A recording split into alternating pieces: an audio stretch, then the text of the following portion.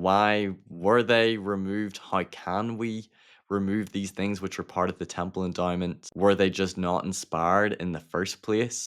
Or is this a sign that we're falling into apostasy because we're changing the ordinances? Were they just not necessary or essential anymore? And this is just the endowment being living, breathing, and dynamic, subject to refinement.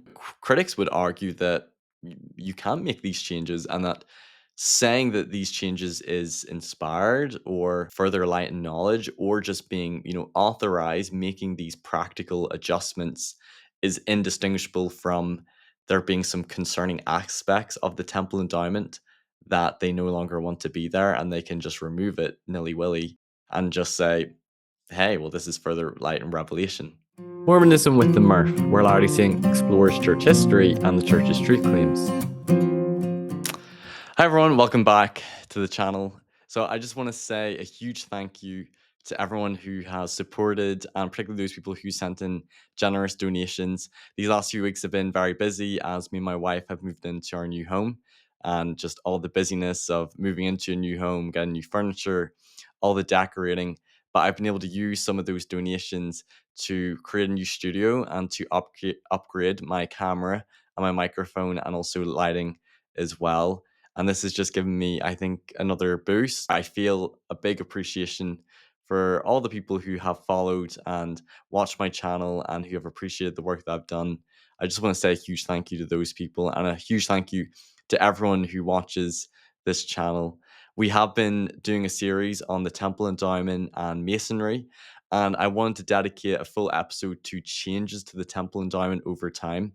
As I've been researching and making slides, this is proving to be quite a long topic. So I'm going to split this into two episodes.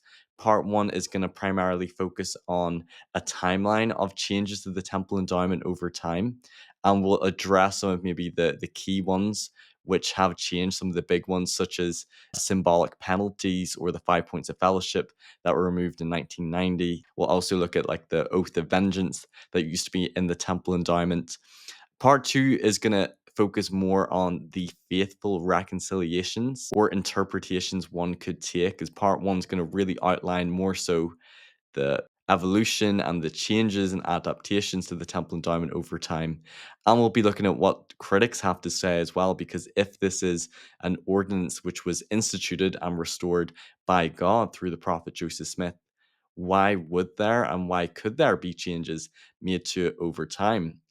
Wasn't it just restored perfectly from the beginning? Is this not a sign of apostasy? Or if changes are being made, does this not show, well, it clearly wasn't from God in the first place? In the last episode, we explored influences that came line upon line for the temple endowment. We talked about, for example, some people pointing to temple symbolism and perhaps theology in the Book of Mormon and Joseph Smith's first vision. And I think particularly the brother of Jared account of him going up the mountain definitely had some endowment themes with conversing with the Lord through the veil. But some of the influences we discussed in that video include Old Testament passages that talk about priestly clothing, their rituals, washing and anointing, which Joseph likely would have encountered in his translation of the Bible.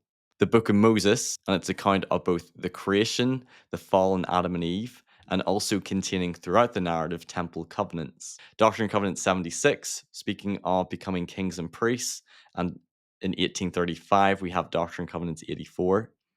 An 1839 letter from Joseph Smith that he hadn't revealed to the Latter-day Saints the full plan that God had given to him. In 1841, in Doctrine and Covenants 124, with the construction of the Nauvoo Temple, the Lord reveals that future ordinances would be revealed, which have been kept hid from the foundation of the world. And in an 1841 October letter, also anticipated that more rituals would be revealed. We also talked about the 1842 Book of Abraham text, and Facsimile 2 perhaps being an influence, and obviously, and most importantly, was Joseph's exposure to Freemasonry, where he was initiated and advanced to a Master Mason early March 1842, and approximately 7 weeks later, then instituted the Temple Endowment. And the conclusion of that episode was to show that Freemasonry was not the only or the sole influence for the temple endowment. One could view it that Joseph Smith is receiving revelation line upon line through his translation of the Book of Moses, the Book of Abraham, his exposure to passages of priests in the Old Testament, of their washing and anointing, and of the priestly clothing, as well as revelations foreshadowing that more ordinances would be revealed, which have been kept hid from the foundation of the world, such as Doctrine and Covenants 124. And really, whether or not you want to see this as naturalistically just coming from things that Joe Smith was exposed to in his environment, or things in Joe Smith's mind that he's putting into revelations, I think it's very clear he's thinking about a lot of these things which would go into the temple endowment prior to his exposure to masonry.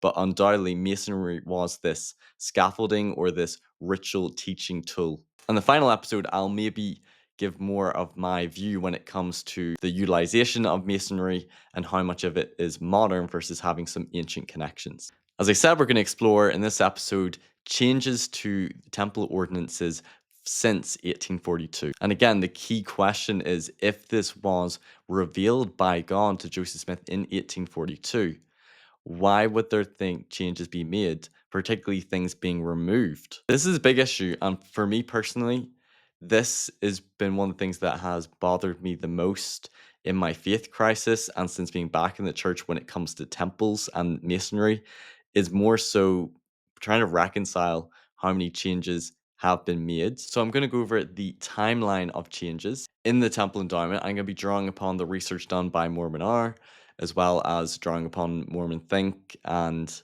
LDS Truth Claims and other places that I think have done quite a thorough job. I will then look specifically at what critics have to say and some of the most troubling changes, such as removing the symbolic penalties in 1990, the 5 points of fellowship, as well as women no longer covenanting to obey their husbands, and the oath of vengeance, and even Adam God. So, in May 4th, 1842, Joseph Smith introduces the endowment to a select group of individuals, all of which, is my understanding, were already initiated as Masons. In April 8th, 1844, in a sermon, Joseph Smith introduces the concept of endowments and sealings for the dead. In December 1845, in a meeting at the Nauvoo Temple, William Clayton recorded that Heber C. Kimball covenanted that he will never rest until those who murdered Joseph Smith and Hiram Smith are wiped from the earth. And this might be the beginning seeds of the oath of vengeance. I've also taken this snippet from Mormon Think that in 1845, under Brigham Young's leadership,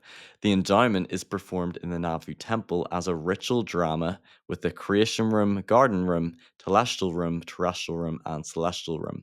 Because remember, when Joseph Smith introduced the endowment, it was in the red brick store, which my understanding was in one room. But when the Nauvoo Temple was complete, they were able to have different rooms for the journey of the endowment ritual. December 13th, 1845, William Clayton writes the earliest description of the endowment ceremony. December 13th, Heber C. Kimball records the roles of Peter, James, and John being added to the ceremony. So that's interesting. I always assumed that that would have been in the original endowment that Joe Smith instituted, but it seems that their rules were added later, unless someone has additional source documentation to refute this. In 1877, Wilford Woodruff records that the first endowment for the dead was performed in the St. George, Utah temple. So interesting, it took over 30 years from when Joseph Smith first talked about endowments and sealings for the dead for it to be first performed. On January 14th, 1877, Wilford Woodruff reports that under Brigham Young's direction, he and Brigham Young Jr. wrote down the full endowment. Adam God theory, there was a lecture at the Veil that was introduced in 1877 by Brigham Young. And I believe that it was in the temple endowment for at least 25 years until 1902 when it was removed. In February 1877, L. John Nuttall reports that new instructions were given at the St. George, Utah temple, which contained references to the Adam God doctrine. Okay, moving on. October 17th, 1893, Wilford Woodruff works on harmonizing the endowment across temples, because now they're having multiple temples being built. April 8th, 1894, Wilford Woodruff announces a revelation telling members of the church that they should be sealed to their biological parents instead of being sealed to church leaders. And I think this would be an example of temple ordinances and understanding of temple ordinances coming line upon line. The church, in an article they have on Wilford Woodruff, says in 1894, Wilford Woodruff, then president of the Church of Jesus Christ of Latter-day Saints, issued a revelation that emphasized sealing individuals to their direct ancestors rather than through the practice of adoption. This revelation shifted the focus from sealing individuals to those outside their lineage, such as past leaders or, apostles or prophets, to emphasizing the importance of genealogical research and sealing one's parents and direct ancestors. Very much, going back to the prophecy of Malachi, turning the hearts of the fathers, hearts of the children to their fathers, and fathers to the children. But it's interesting that this is not how sealings were practiced for the first 50 years? In 1905, during the Reed Smoot hearing, it is reported that Latter-day Saints pray that God will avenge the blood of the prophets.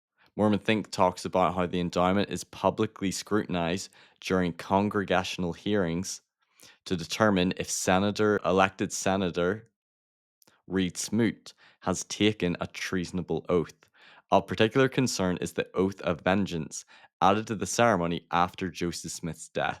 And we'll talk a little bit more about the oath of vengeance later, but that's certainly something that has concerned people that was part of the endowment. John A. Widstow in 1922 works with a committee to make certain language in the endowment less harsh and more symbolic. On the 31st of May 1922, Apostle George F. Richards writes that he suggested changes to the endowment to the First Presidency to unify the ceremony in all temples.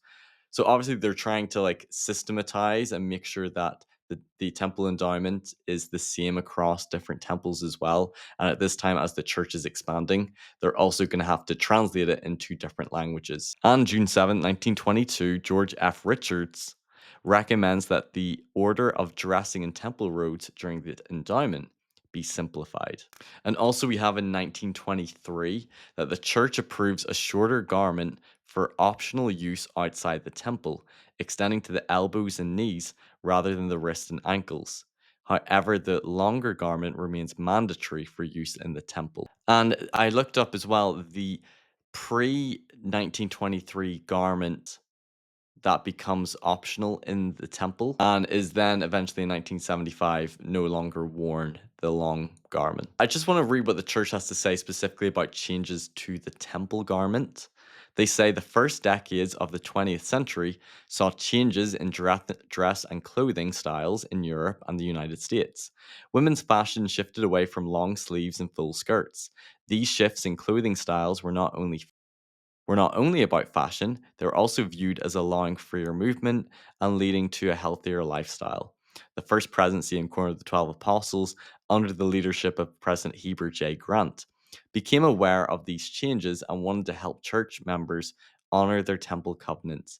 In 1923, they introduced a newer pattern advising that the temple garment could be shortened to the knee and elbow, the traditional collar removed, and buttons used instead of string ties.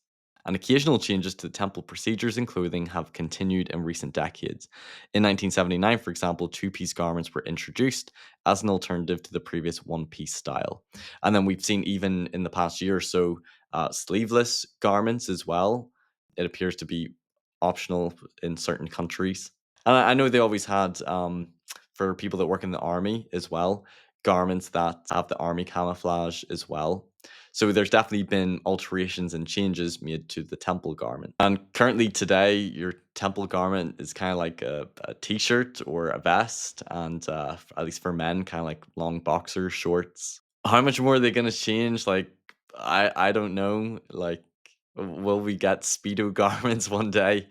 I probably doubt it. That would be a bit sacrilegious, but they've definitely changed over time with just fashion changing, practicality, and also the question of how necessary is the length. I know some have argued that the garments are the style of modesty. I recommend the video I listened to on Saints Unscripted versus garments, and is this new style of garment somehow immodest? So at this point, it appears that up until 1923, that the length of the garment went to your ankles and to your wrists, and in 1923, that was still the length that you had to wear in the temple, but an optional garment that was shortened. Again, we're seeing changes made not only to the endowment ceremony or even how one is sealed, emphasizing being sealed to your family as opposed to being sealed to leaders, and also changes to temple clothing and the length of garments. February 15th, 1927, in a letter to the St. George Temple president, George F. Richard instructs them to remove references to avenging the blood of the prophets from the endowment and prayer circles. And I have here this from LDS Truth Claims between 1919 to 1927.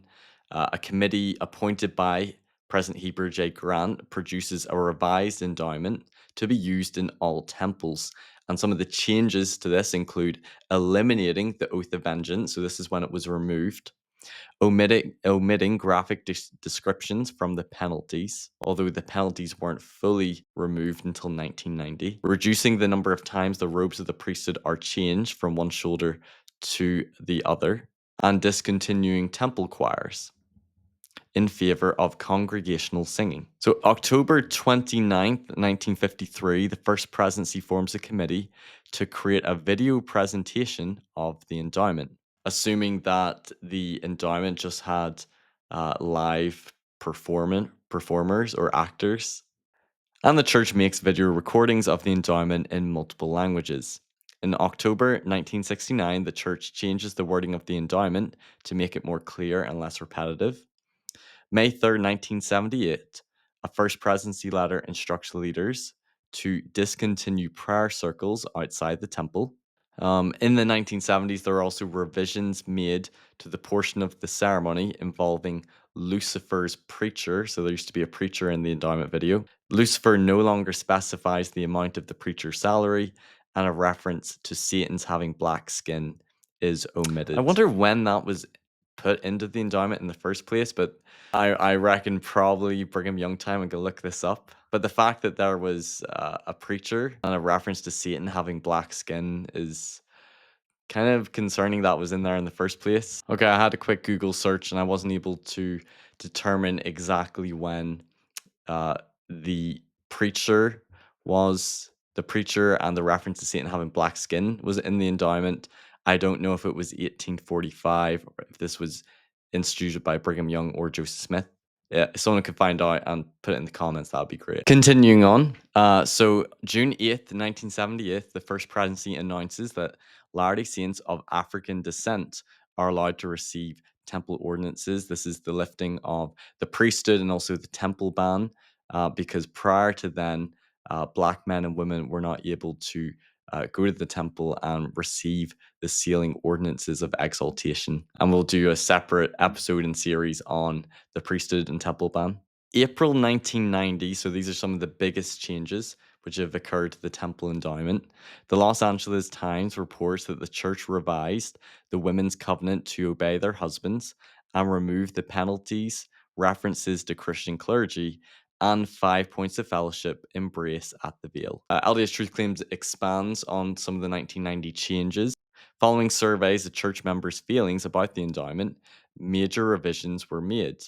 All penalties, the 5 points of fellowship, and syllables purported to having meaning in the Adamic language are omitted. The part of the preacher is eliminated, as well as a reference to Lucifer's popes and priests.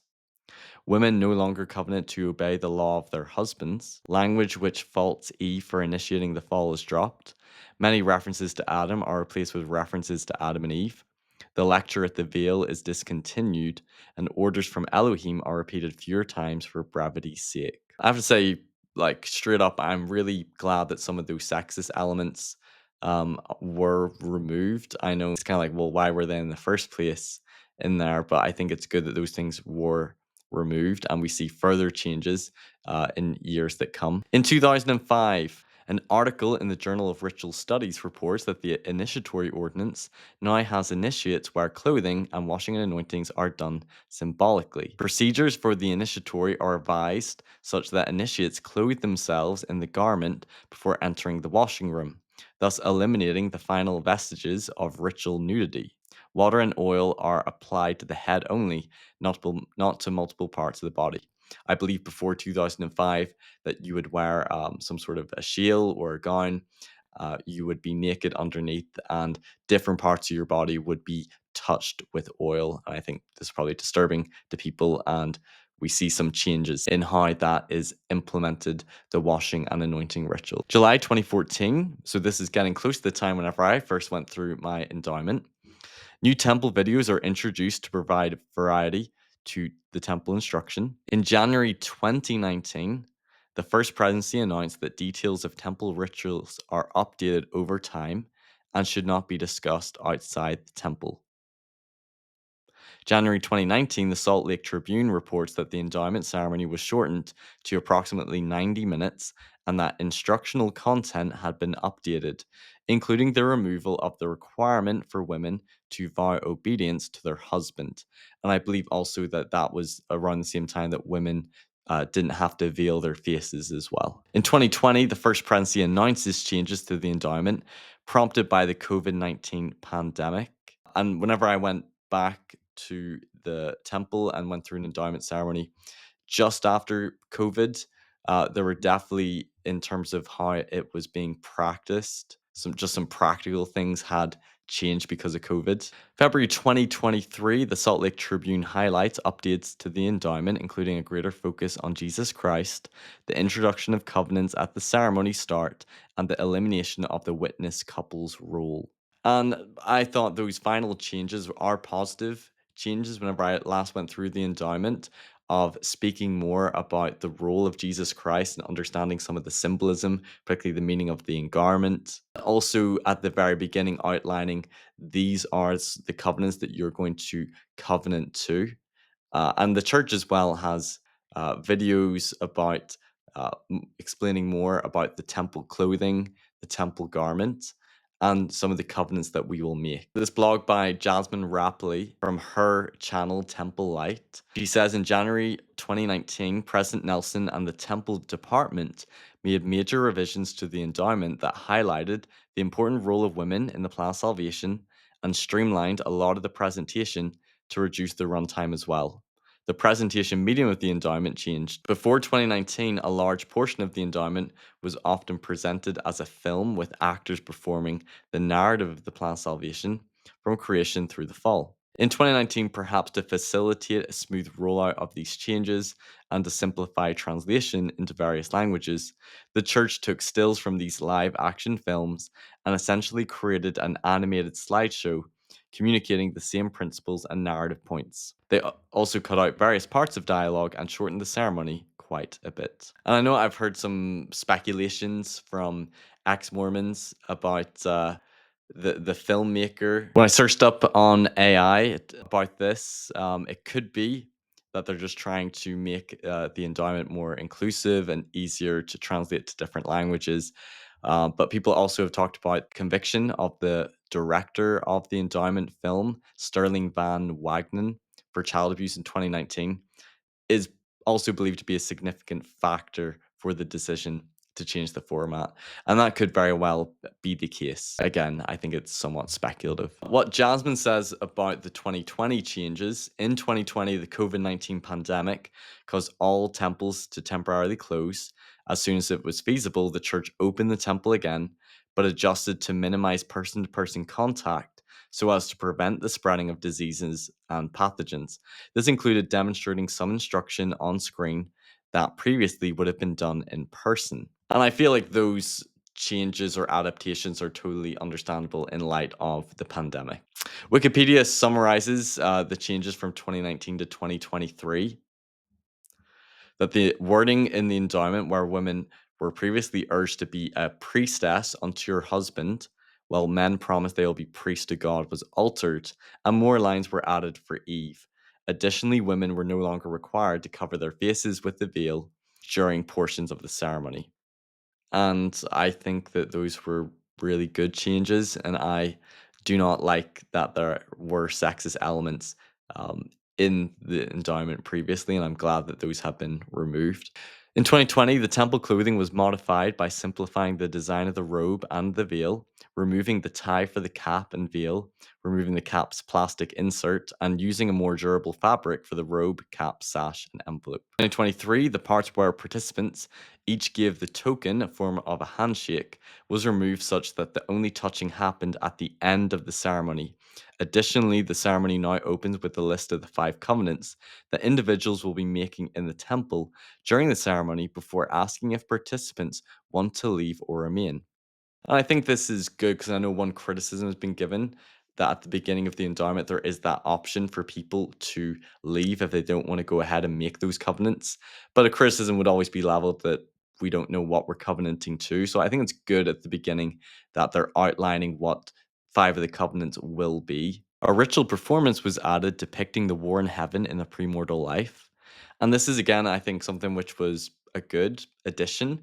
And again, part of being a Latter-day Saint is our belief in things being revealed line upon line, continual revelation, more light and knowledge. That's something that I actually enjoyed was the dialogue in the premortal existence between the Father and Jehovah and Lucifer. The ordinance was streamlined with less clothing changes and sitting and standing. There is no longer a live witness couple at the altar, and the warning to participants to avoid loud laughter and light-mindedness was removed. Jasmine writes of the 2023 changes. The newest iteration of the endowment is longer than the 2019 version. There's additional dialogue in the narrative of the plan of salvation. There are additional explanations about the meaning of certain symbols and covenants, and most of these additions center around Jesus Christ. The endowment begins with an extended introduction, which provides helpful background to participants. It helps patrons understand that the endowment is what the endowment is, and what to expect throughout the ceremony. All of the covenants that we make are outlined, and how the endowment's ultimate purpose is to help us become like Jesus Christ and our Heavenly Father.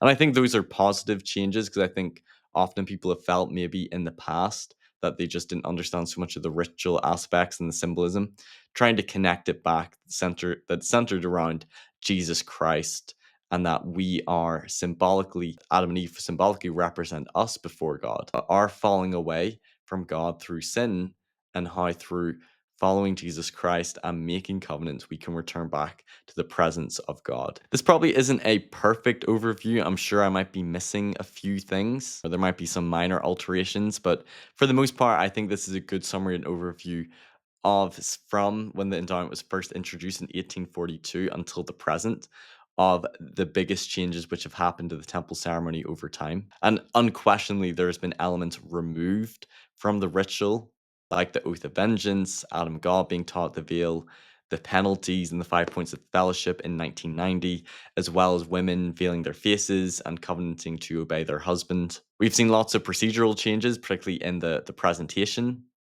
changes in wording, changes in clothing, how often you put on the robe during a ceremony. And in recent years, we've seen more changes to the temple endowment. And as the first presidency has said, that there's going to be continual changes and adaptations to the temple endowment. So likely more is going to come.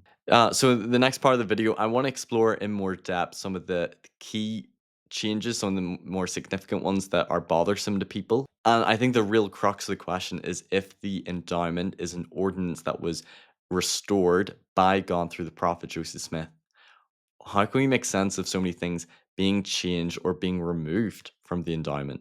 Like, are changes allowed and to what extent? And again, the faithful reconciliations or explanations will be covered more in the next episode. So the CS letter brings up why certain changes were made in 1990, removing the 5 points of fellowship and the penalties.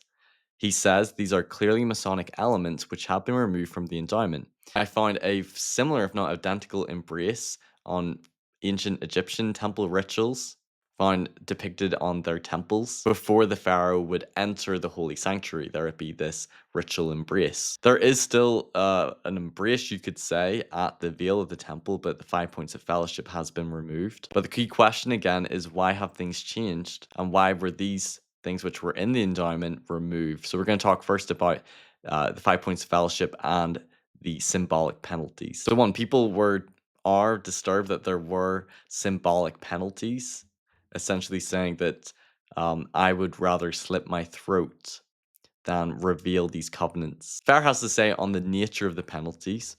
Rather, the person making the covenant indicated that they would be willing to have done to themselves rather than reveal sacred things. The penalties also had symbolic implications that are rooted in the Old Testament, which are beyond the scope of this article. So the temple ceremony did not involve descriptions of what God or others would do to someone if they failed to keep their covenants, but instead illustrated the seriousness with which the participant should make the temple covenants. In essence, this is similar to us saying, I cross my heart, hope to die, you know, put a needle in my eye, or whatever the rhyme goes. So it's a symbolic penalty to remind the initiate of the seriousness of the covenants they're making and the seriousness if they were to break them. That I would rather die than break these covenants. Jeff Bradshaw writes in his book, Freemasonry and the Origin of Temple Ordinances, or something like that. I can't remember the exact name. The solemn wording of covenant making and the accompanying former practice of penalty gestures, illustrating different ways in which life could be taken, are difficult to appreciate without some idea of how covenants were made and ratified in antiquity. Texts from the Bible and extra canonical sources from the second millennium BCE. In this Hebrew of the Old Testament, covenant making is usually worded as karat beret. No idea if I'm saying that right. Literally meaning to cut a covenant. This phrase reflects ancient practices where animals were also slaughtered and cut up to ratify an agreement, graphically illustrating the curse for violating the covenant. The former Latter-day Saint practice of enacting penalties and gestures, which is clearly borrowed from Masonic precedents, that may in turn have some relationship to Jewish practices of ritual slaughter. Again, begs the question, where did the Masons get this from? Underscored the seriousness with which the covenants were meant to be undertaken. I have found no instances where an endowed individual who revealed temple secrets risked physical harm. And Hugh Nibley also talks about symbolic penalties in antiquity and in ancient Israel, which you can read his quote here. David Snell from Saints Unscripted summarizes that the imagery of those penalties was quite graphic compared to the rest of the temple. You were essentially saying, I'd rather die than reveal certain things about the temple. They are basically the equivalent of saying, cross my heart and hope to die. Nobody actually dies for breaking those commitments, but those penalties were removed because they understandably made people uncomfortable and weren't essential. And while there's some, ancient precedent in antiquity when ancient Jews or people from the Near East would make a covenant that they would make these symbolic penalties, or even animals being cut up and slaughtered, which, thankfully we don't do, wasn't being done in the endowment, but it was just a way to understand the seriousness of the covenants. But I understand that this was disturbing to people, and certainly the surveys done in 1990 caused the leaders of the church to reflect if this was really adding to the endowment experience. And I think it's similarly as well when it comes to the 5 points of fellowship, which is quite an intimate embrace people had done at the veil. And again, is this an essential element? Could it be removed or adapted?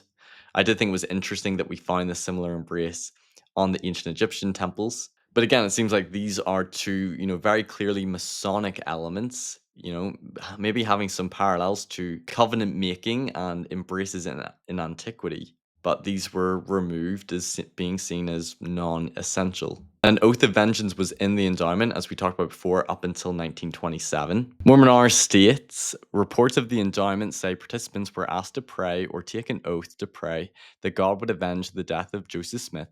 Some of these reports indicated that the saints were to avenge his death, while others say that it was God who was to avenge his death.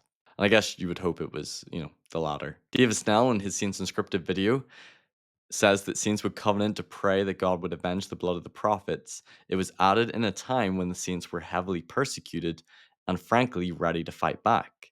I think this covenant reminded the saints in a very sacred setting that vengeance belongs only to the Lord. And there are biblical passages that talk about vengeance belongs to the Lord. And certainly the saints felt like they wanted to avenge the blood of the prophets. Again, is this something that it should have been in the temple endowment? Was it inspired in the first place? I don't know. It seemed like it was something that probably the early saints wanted more for justice, and they felt like they wanted the blood of the prophets to be avenged. And certainly the Reed Smoot hearings, I think, probably had a big influence on removing this part from the temple endowment. And then most recently in 2023, loud laughter and light-mindedness being removed from the temple ceremony, and I was always kind of confused about loud laughter and thought it was a strange thing that we covenant to. Now, in the Doctrine and Covenants, the Lord does talk about loud laughter being a sin. Doctrine and Covenants 59, inasmuch as you do these things with thanksgiving, with cheerful hearts and countenances, but not with loud laughter, for this is sin, but with a glad heart and a cheerful countenance. And Doctrine and Covenants 88, verse 69, says, Remember the great and last promise which I have made unto you. Cast away your idle thoughts and excessive laughter far from you. I was sort of searching for explanations about like what does the Lord mean by loud laughter?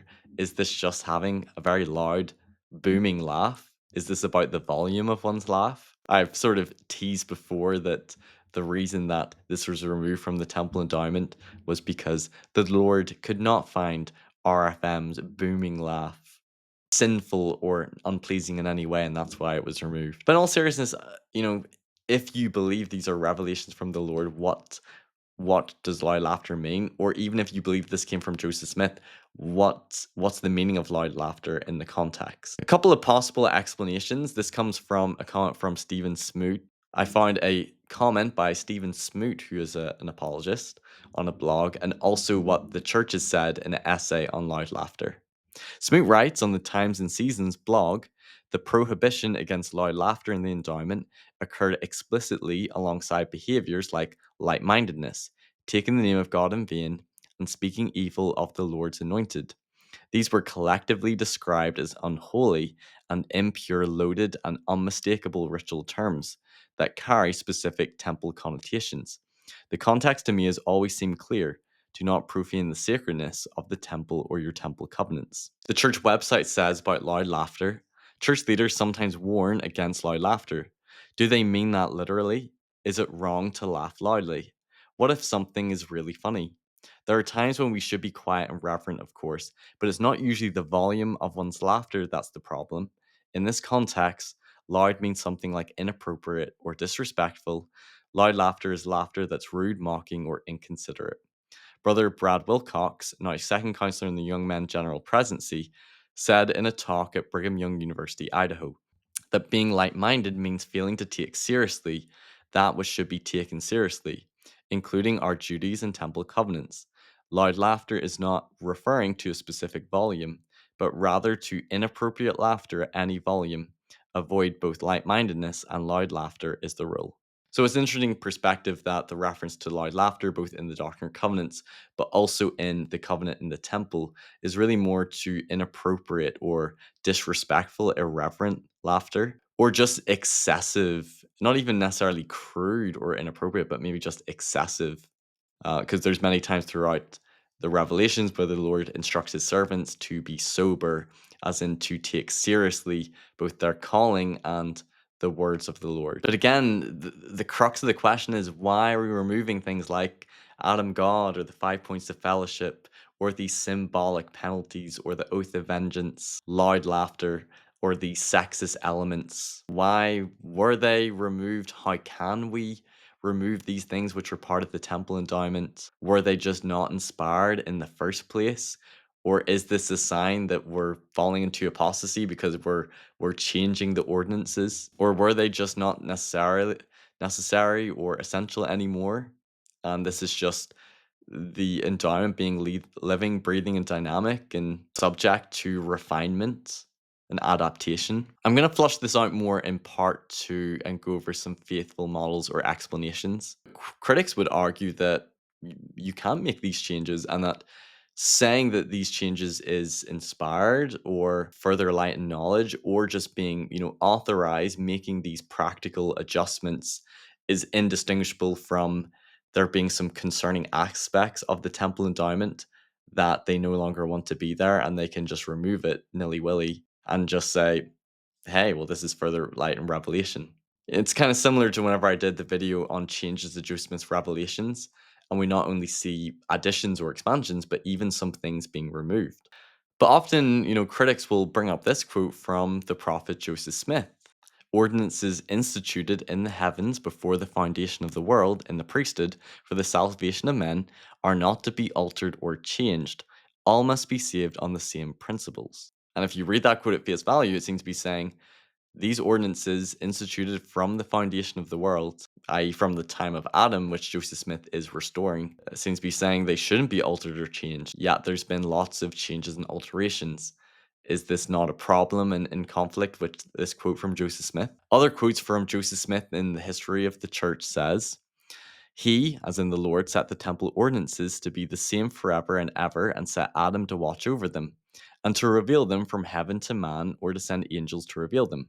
We also have quotes from the Ensign in the 1970s and 80s implying that there haven't and there shouldn't be changes made to temple ordinances. And this is certainly the view that I would have grown up with. I assume probably my parents as well, although they would have witnessed changes to the temple endowment over time. W. Grant Banderger, a member of the 70s, said, as temple work progresses, some members wonder if the ordinances can be changed or adjusted. These ordinances have been provided by revelations and are in the hands of the First Presidency. Thus, the temple is protected from tampering. An apostle, David B.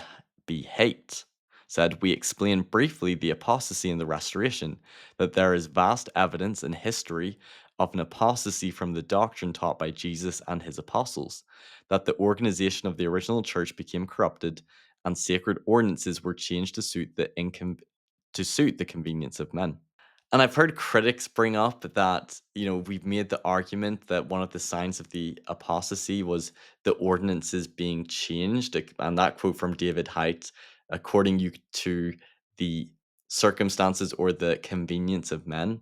But isn't it the same thing that the church has been doing with the changes to the temple endowment? And isn't it kind of hypocritical and problematic that we've been doing the same thing when we claim that we're restoring this ancient temple ordinance and we're criticizing the ancient church for corruption and changing the ordinances, but yet couldn't someone make the same argument that's what we're doing? Especially in light of the quote from Joseph Smith, didn't he say that they shouldn't be changed or altered? I think this is a huge issue and legitimate criticism. And probably in recent years, I've wrestled with this more than the Masonic connections and borrowing. However, I want to stop there because in part two is really where I want to dive in deep and explore different faithful views, reconciliations, and a model for trying to make sense of this while still believing in the inspiration and restoration of the temple endowment. But I just wanted to finish with that. So this part was really summarizing the changes to the temple endowment from 1842 to the present time. It's talking specifically about some of the things that concern people that were in the endowment that have been removed. And essentially, the critics' argument was they'd use quotes from the prophet Joseph Smith, but also other leaders or quotes in the Ensign showing that the endowment shouldn't change over time. If this was restored by God, how can you be making those changes? And how is this any different from changing the endowment with continual revelation, with changing the endowment as a sign of apostasy? And probably the critics, they would see it as this is just clear that this is a ritual and an ordinance from man, and that men feel that they can change things whenever they want. And I think that's a very valid and understandable conclusion and view to take. Part two will dive in to alternative faithful explanations. Thanks so much for watching. Like, share, comment, subscribe. Come back for part two on making sense of changes to temple ordinances. Thanks everyone for watching this episode. If you've enjoyed it, please give it a like, share it with others who might benefit, and don't forget to subscribe so you don't miss any future content. You can also listen to these episodes on podcast form on Anchor or Spotify, and you can follow me on Facebook, Instagram, and TikTok. Check out my website for more content, personal blog, and more. And if you care to donate to support me, you can via my PayPal or Patreon, or through the website. And you can also give donations via YouTube through Super Chats. Thanks for watching Mormonism with the Murph. Take care. Bye-bye.